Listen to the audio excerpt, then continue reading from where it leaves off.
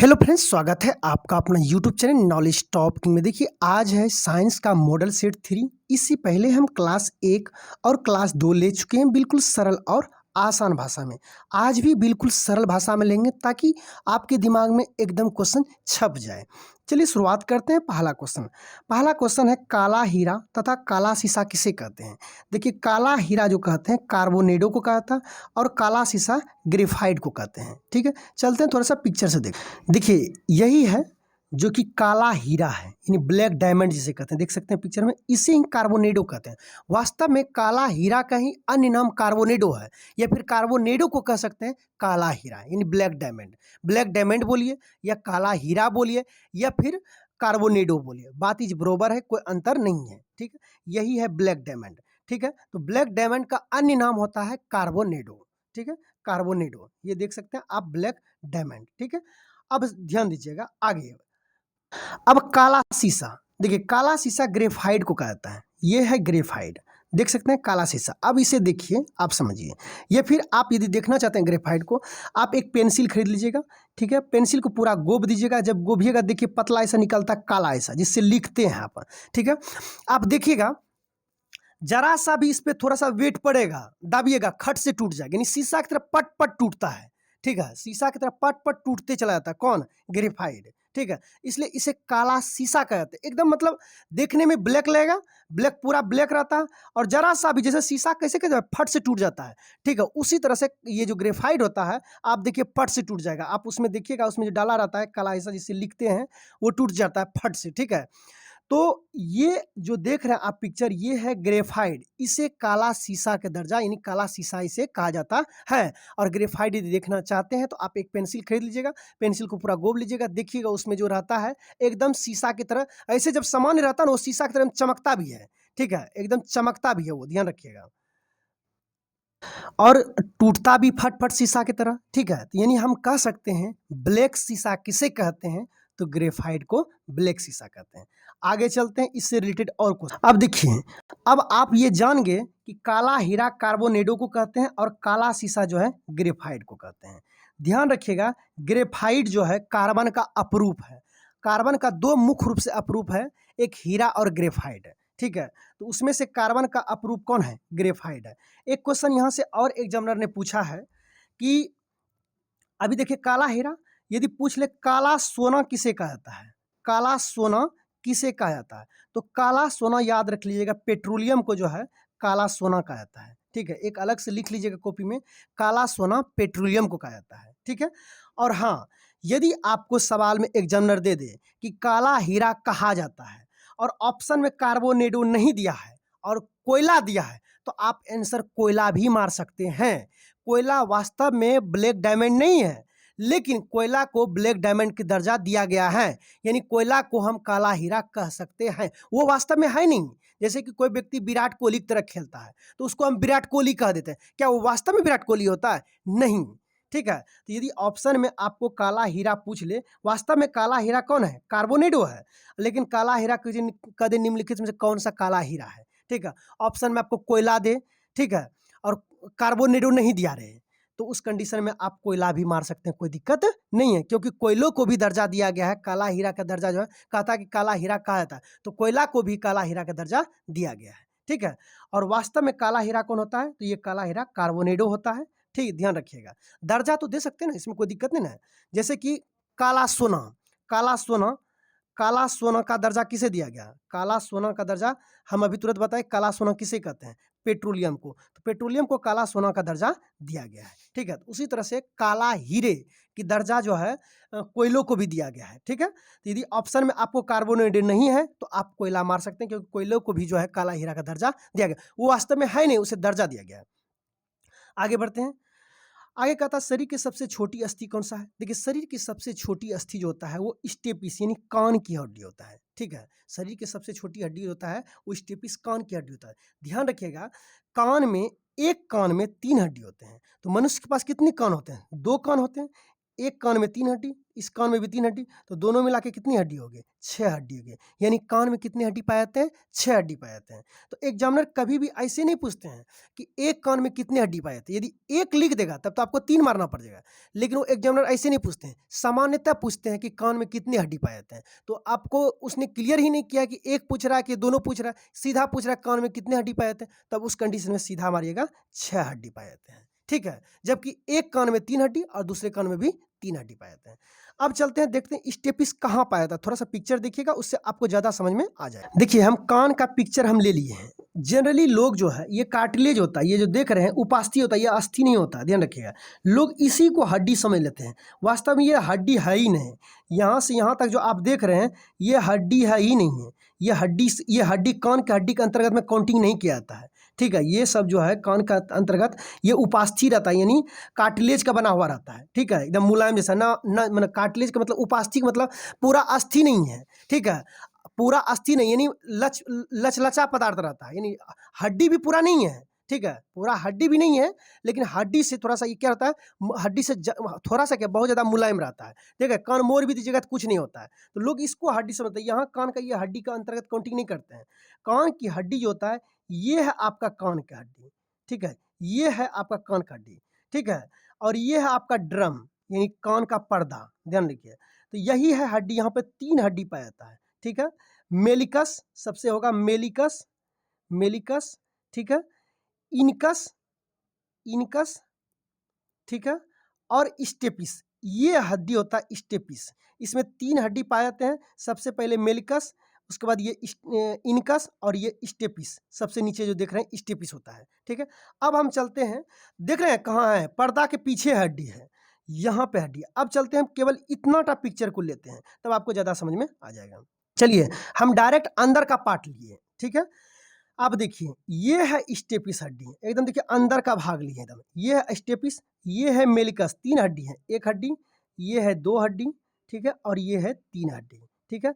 इसका नाम होता है मेलिकस, क्योंकि कान के सबसे बाहर में मैलेन रहता है जी, ऐसे दिमाग रखिए। पहले मैल रहेगा, मैल ज़्यादा रहेगा, यानी गंदगी ज़्यादा रहेगा, फिर वो इन कर जाएगा, इनकस हो जाएगा, इन करके क्या हो जाएगा, स्टॉप हो जाएगा, नहीं होगा। ऐसे भी कान के हड्डी में कहेगा, आप दिमाग लेके पहले क्या क्या होगा, मेलिकस, इनकस, स्टेपिस, ठीक है। यानी कान में मैल गया, ठीक है, मैल गया, मैल गया मतलब क्या कर गया, इन कर गया, इन करने के बाद क्या होगा, कहीं कहीं जाकर रुक जाएगा, स्टेपिस। मेलिकस, इनकस, स्टेपिस, मैंने याद करने के लिए आपको बता दिए, ठीक है। तो 3 हड्डी पाए थे, ये मेलिकस, ठीक है, इनकस और स्टेपिस, ये है कान का पर्दा, ठीक है, ये है कान का पर्दा। हमें उम्मीद है कि क्वेश्चन को समझ गए। और यही शरीर की सबसे छोटी हड्डी आता है, यही, ठीक है, शरीर के सबसे छोटी हड्डी के अंतर्गत यही आता है, यानी स्टेपिस। आगे बढ़ते हैं। आगे है, एक हार्मोन के बारे में क्वेश्चन पूछा गया है कि जीवन रक्षक हार्मोन किसे कहते हैं, ठीक है। जीवन रक्षक हार्मोन एड्रिनल एक हार्मोन होता है, इसे जीवन रक्षक हार्मोन भी कहते हैं। इसे माना लरो और उरो हार्मोन भी कहते हैं, ठीक है। लरो और उरो हार्मोन भी किसे कहते हैं, तो एड्रिनल, यानी एड्रिनल हार्मोन का 2-3 नाम है, ध्यान रखिएगा। यदि पूछ ले कि लरो और उरो हार्मोन किसे कहते हैं, तो एड्रिनल हार्मोन को कहते हैं। यदि पूछ ले जीवन रक्षक हार्मोन किसे कहते हैं, एड्रिनल हार्मोन कहते हैं, ठीक है। यानी जिस समय आपके शरीर में वैसी परिस्थिति उत्पन्न हो जाता है, तो उस समय यह हार्मोन स्रावित होकर के आपके शरीर को कंट्रोल करके रखते हैं, इसलिए इसे जीवन रक्षक हार्मोन कहा जाता है। आगे बढ़ते हैं। प्रकाश संश्लेषण सबसे अधिक किस में होता है, देखिए प्रकाश संश्लेषण जो होता है सबसे अधिक लाल रंग में होता है, ध्यान दीजिएगा। प्रकाश संश्लेषण सबसे अधिक लाल रंग, देखिए सूर्य के प्रकाश में 7 रंग होते हैं, ठीक है। 7 रंग में जो लाल रंग होते हैं, ध्यान रखिएगा, लाल रंग में सबसे ज़्यादा जो है प्रकाश संश्लेषण होते हैं, और लाल रंग का तरंगदैर्ध्य भी सबसे ज़्यादा होता है, ध्यान रखिएगा, ठीक है। आगे बढ़ते हैं। आगे सवाल है, आत्महत्या की थैली किसे कहते हैं, तो आत्महत्या की थैली जो है लाइसोसोम को कहते हैं। आत्महत्या की थैली किसे कहते हैं, लाइसोसोम को कहते हैं। देखिए, ये जो लाइसोसोम पाया जाता है, ये सेल के अंतर्गत में अंदर में पाया जाता है, सेल के अंदर में पाया जाता है। ये क्या करते हैं, इसके अंदर में एक प्रकार का जो है लिक्विड रहते हैं, ठीक है। यदि कोई सेल डैमेज हो गया है, टूट भांग गया है, ठीक है, वो गड़बड़ा गया है, तो वो क्या करते हैं, लाइसोसोम का एक थैली होता है, थैली जाकर के उस जगह ब्लास्ट कर जाते हैं, फूट जाते हैं। फूटने की वजह से इसके अंदर में जो लिक्विड रहते हैं इसके अंदर में, ये लिक्विड क्या करते हैं, जो खराब हो गया है कोशिका, उसको जो है पूरी तरह से पचा देते हैं, यानी गला पचा करके खत्म कर देता है, ठीक है। तो इसलिए आत्महत्या की थैली कहते हैं, क्योंकि ये खुद ब्लास्ट कर जाते हैं, ठीक है। जब देखते हैं कि आसपास की कोशिका ज़्यादा डैमेज हो गया है तो ये अपने आप को ब्लास्ट करके सभी कोशिका जितना खराब है उसको खराब को एकदम गला पचा करके खत्म कर देते हैं। ठीक है, इसलिए इसे आत्महत्या की थैली कहते हैं। देखिए लाइसोसोम को हम लिए हैं एक पिक्चर, ठीक है। इसके अंदर में जो है विशेष प्रकार के जो है द्रव भरे हुए रहते हैं, ठीक है। यही है लाइसोसोम का पिक्चर। जब देखते हैं कि आसपास की कोशिका ज़्यादा डैमेज हो गया है, खराब होने लगे, तो ये अपने आप को फट जाते हैं, ठीक है, अपने फट जाते हैं, इसलिए इसे आत्महत्या की थैली कहते हैं। किसको? लाइसोसोम को। आगे बढ़ते हैं।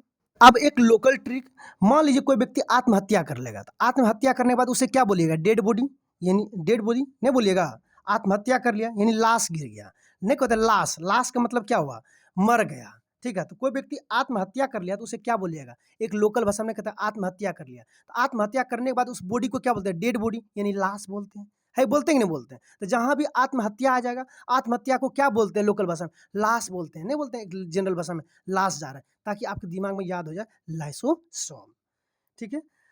किसी भी तरह से याद रख लेना है। आगे, द्रवित पेट्रोलियम गैस किसका मिश्रण होता है? देखिए द्रवित पेट्रोलियम याद रखिएगा, द्रवित पेट्रोलियम याद रखिएगा बीपी, बीपी यानी बॉस हो जाएगा ब्यूटन, पॉस होगा प्रोपेन। द्रवित पेट्रोलियम किसका मिश्रण है? द्रवित पेट्रोलियम गैस किसका मिश्रण है? तो बीपी याद रखिए, यानी ब्यूटन और प्रोपेन, ताकि कन्फ्यूजन ना हो। आगे बढ़ते हैं।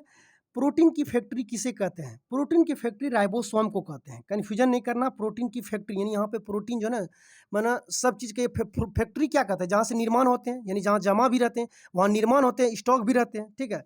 तो प्रोटीन की फैक्ट्री राइबोसोम को कहा जाता है। आगे बढ़ते हैं। डीएनए और आरएनए में एक विशेष प्रकार का अम्ल पाया जाता है, ध्यान रखिएगा, बहुत इंपॉर्टेंट अम्ल है। वो अम्ल का नाम है न्यूक्लिक अम्ल, ठीक है। डीएनए और आरएनए में एक विशेष प्रकार के, देखिए डीएन, एन से क्या होता है? 9, याद रखिएगा, यानी बीच में जो है वही अम्ल पाया था, यानी उसी के नाम से कोई अम्ल पाया था। जैसे कह देगा आरएनए में कौन सा पाया होता है, तो एन से ही कोई नाम है, यानी 9 से न्यूक्लिक अम्ल, याद रखिएगा। ये बहुत ही पॉपुलर क्वेश्चन है। डीएनए और आरएनए में कौन सा अम्ल पाया जाता है? तो न्यूक्लिक अम्ल पाया जाता है, ठीक है। तो डीएनए और आरएनए को जब लिखिएगा तो बीच में एन रहता है ना, 9 से कोई शुरुआत अंक होगा, ऐसे भी पकड़ सकते हैं आप। मानव शरीर का सामान्य ताप कितना होता है? देखिए मानव शरीर का ताप याद रखिएगा, यदि आपसे फ़ारेनहाइट में पूछेगा तो 98.6 फ़ारेनहाइट होता है, ध्यान रखिएगा। सेल्सियस में पूछेगा तो 37 डिग्री सेल्सियस होता है, और केल्विन में पूछेगा, यदि केल्विन में पूछ ले तो 310 केल्विन होता है। तीनों ताप एक ही है, लेकिन केवल केल्विन में पूछा गया। देखिए सबका अलग अलग पैमाना होता है, ठीक है। फ़ारेनहाइट में पूछेगा तो 98.6 फ़ारेनहाइट, सेल्सियस में पूछेगा तो 37 डिग्री सेल्सियस, केल्विन में पूछेगा तो 310 डिग्री केल्विन होता है, 310 केल्विन होता है, ठीक है। हमें उम्मीद है कि इस क्वेश्चन को आप समझ गए होंगे। तो मानव शरीर का सामान्य ताप कितना होता है? अब फ़ारेनहाइट में पूछ ले तो 98.6, या फिर डिग्री सेल्सियस में पूछे 37 डिग्री, या फिर केल्विन में पूछ ले 310 केल्विन होता है। आगे बढ़ते हैं। कहता है मनुष्य के लिंग का निर्धारण, देखिए मनुष्य का लिंग का निर्धारण होता है पिता के क्रोमोसोम पे। ये हम आपको बताए थे कि मनुष्य में लिंग का निर्धारण किसके क्रोमोसोम पे होता है? तो पिता के क्रोमोसोम पे। यहाँ पे देखिए लिख दिए हैं, पुरुषों के क्रोमोसोम पर जो है ये मनुष्य के लिंग का निर्धारण होता है, ठीक है। मनुष्य में लिंग का निर्धारण पुरुषों के क्रोमोसोम पे होता है। आगे बढ़ते हैं। यानी पुरुष में एक्स और वाई दोनों पाया जाता है। यदि एक्स गया तो महिला क्या होंगे? महिला हो जाएंगे, यानी बेटी हो जाएंगे, और वाई गया तो क्या हो जाएंगे? बेटा हो जाएंगे। आगे, शरीर में मांसपेशियों की संख्या लगभग 639 होता है, ध्यान रखिएगा, शरीर में लगभग मांसपेशियों की संख्या 639 होता है। आगे, शरीर के सबसे कठोरतम तत्व कौन सा होता है? देखिए शरीर का सबसे कठोरतम तत्व जो होता है दांत, यानी एनामिल। एनामिल कहाँ पाया था? यानी दांत की हड्डी, ठीक है, दांत की हड्डी। देखिए दांत आपको हम बताते हैं, एनामिल कहाँ पाया था? शरीर के सबसे कठोरतम कौन सा होता है? एनामिल। एनामिल कहाँ पाया था? दांत में पाया जाता है, ठीक है। हम पिक्चर थोड़ा सा लेते हैं और आपको समझाते हैं। देखिए ये है दांत, ये तो अंदर घुसे हुए रहते हैं, यही रहते हैं बाहर में। तो बाहर में ये दांत का ऊपर का जो लेयर बना रहता है ना, ये उजला उजला, यही होता है एनामिल। ये कठोरतम पदार्थ होता है, एकदम कठोर, शरीर का सबसे कठोरतम होता है ये, ठीक है। ये ऊपर नहीं दिखता दांत, जो उजला उजला दिखता है, उजर का भाग, वही होता है एनामिल, ठीक है। हमें उम्मीद है कि समझ गए होंगे। आगे बढ़ते हैं। संसार की सबसे बड़ी पक्षी कौन सा है? तो संसार की सबसे बड़ी पक्षी जो है शुतुरमुर्ग है, ठीक है। आप देख सकते हैं यही है शुतुरमुर्ग, बहुत बड़ी पक्षी होती है, संसार की सबसे बड़ी पक्षी होता है, और अंडा भी देखते हैं बहुत बड़ा बड़ा होता है, ठीक है। आगे चलते हैं। आगे सवाल है खोपड़ी में कुल अस्थियों की संख्या कितना? देखिए खोपड़ी में कुल अस्थियों की संख्या 22 होता है, याद रख लीजिएगा, ठीक है। चेहरे में 14 होते हैं। जीन के संश्लेषण से संबंधित व्यक्ति हैं, यानी कृत्रिम रूप से जीन का सबसे पहले संश्लेषण जो है हरगोविंद खुराना ने किया था। आगे बढ़ते हैं। संसार का सबसे छोटा पुष्प बुल्फिया होता है, बुल्फिया। ठीक है, आपको पिक्चर दिखाते हैं, एकदम इतना छोटा है कि आप सोच पाइएगा कि है। देखिए यही है संसार के सबसे छोटा पुष्प, यानी बुल्फिया। देखिए एकदम इतना छोटा है कि उंगली पे या हाथ पे किसी का हाथ है, देखिए कितना छोटा पुष्प है, एकदम पूरा महीन है। और ये पुष्प का दर्जा है, यानी पुष्प संसार का यही छोटा, ये इसी तरह की यही है बुल्फिया, संसार के सबसे छोटा पुष्प। देख लीजिए, ये जो देख रहे हैं ना हाथ में लग, जैसे कि लग रहा है कि काई जैसा लग रहा है, नहीं लग रहा है, छोटा छोटा, यही है संसार का सबसे छोटा पुष्प। आगे बढ़ते हैं। आगे सवाल है, पुरुष जीन संगठन होता है, यानी पुरुषों में क्या पाए जाते हैं? तो पुरुषों में X और Y पाए जाते हैं और महिलाओं में XX पाए जाते हैं, ध्यान रखिएगा। आगे बढ़ते हैं। प्रकाश संश्लेषण की क्रिया में ऑक्सीजन निकलते हैं। देखिए प्रकाश संश्लेषण की जब क्रिया होता है तो उसमें से ऑक्सीजन जो निकलते हैं वो जल से निकलते हैं, यानी जल का अपघटन होते हैं, और जल का अपघटन होने के बाद जो है जल से क्या निकलते हैं? ऑक्सीजन निकलते हैं, क्योंकि H2O, देखिए ऑक्सीजन है कि नहीं जल में। ठीक है, तो प्रकाश संश्लेषण की जब क्रिया होते हैं तो उसमें से पौधे कार्बन डाइऑक्साइड वायुमंडल से लेते हैं और ऑक्सीजन छोड़ते हैं। तो ऑक्सीजन जो छोड़ते हैं वो ऑक्सीजन आता कहाँ से? तो वो आता है जल से, जल के अपघटन से। आगे बढ़ते हैं। प्रकाश संश्लेषण के लिए आवश्यक गैस है। देखिए प्रकाश संश्लेषण होगा तो उसके लिए जरूरी है कि CO2 होना, यानी कार्बन डाइऑक्साइड होना जरूरी है, तभी तो प्रकाश संश्लेषण होगा। मधुमेह रोग होता है इंसुलिन की कमी से। यदि इंसुलिन की कमी हो जाएगा तो कौन सा रोग होगा? मधुमेह होगा। सुबह हम समझाए भी थे इसके बारे में। पौधे का मुख्य प्रकाश संश्लेषी अंग क्या है? देखिए प्रकाश संश्लेषी मुख्य अंग जो होता है वो पत्ती होता है, मुख्य अंग पूछा गया है। आगे, ब्रोंकाइटिस रोग किस अंग को प्रभावित करते हैं? देखिए बुक में आपका दिया है कृत्रिम हृदय को लेकर के, तो कृत्रिम हृदय को याद नहीं रखिएगा, क्योंकि एग्जामिनर जो पूछा है वो पूछा, और वास्तव में बुक में भी दिया हुआ है कि ब्रोंकाइटिस रोग किस अंग को प्रभावित करता है। तो ब्रोंकाइटिस रोग जो है फेफड़े को प्रभावित करता है। किसको प्रभावित करता है? फेफड़े को प्रभावित करता है, इसलिए उसको शुद्ध करके लिख लीजिएगा। एक लड़का अपने पिता से क्रोमोसोम पाता है तो 22+Y, एक लड़का अपने पिता से क्रोमोसोम पाता है 22+Y पाता है।